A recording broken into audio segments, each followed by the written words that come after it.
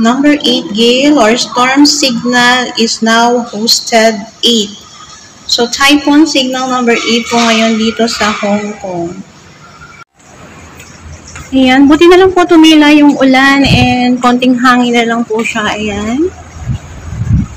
So, hindi naman po siya ganun kalakas kahit po typhoon 8 na po dito ngayon sa Hong Kong. Ayan, so medyo kalmado pa naman po ang ulan at hangin. So, medyo marami na rin pong nalagas ng mga dahon at sanga ng mga puno. So, ayan po. So, hindi pa naman po ganun kalakas ang epekto ngayon.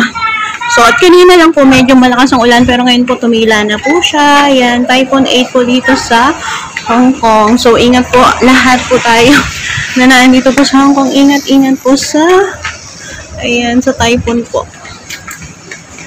Patayin natin yung kabilang side. So, ayan. So, hindi naman po siya ganun ka-effect or wala naman po siyang na-damage na. Ayan, kahit po typhoon 8 po dito. So, hindi naman po ganun kalakas ang effect. So, okay na rin naman po. And para safe po yung nasa ibang lugar. Kasi may part po dito na binabaha. Pero, kami naman po ay nasa mataas na lugar. Kaya okay naman po siya. Safe naman po dito. Ayan. So, ingat-ingat na lang po tayo.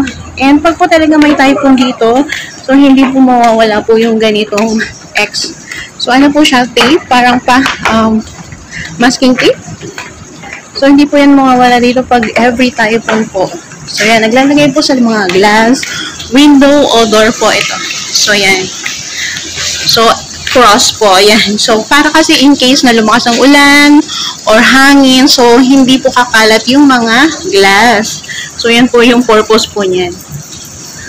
So, yan. Yun po yung safety po dito sa Hong Kong. Okay, ingat po tayong lahat. Bye!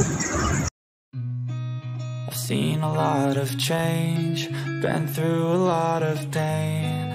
Some things are not the same as they were a year ago.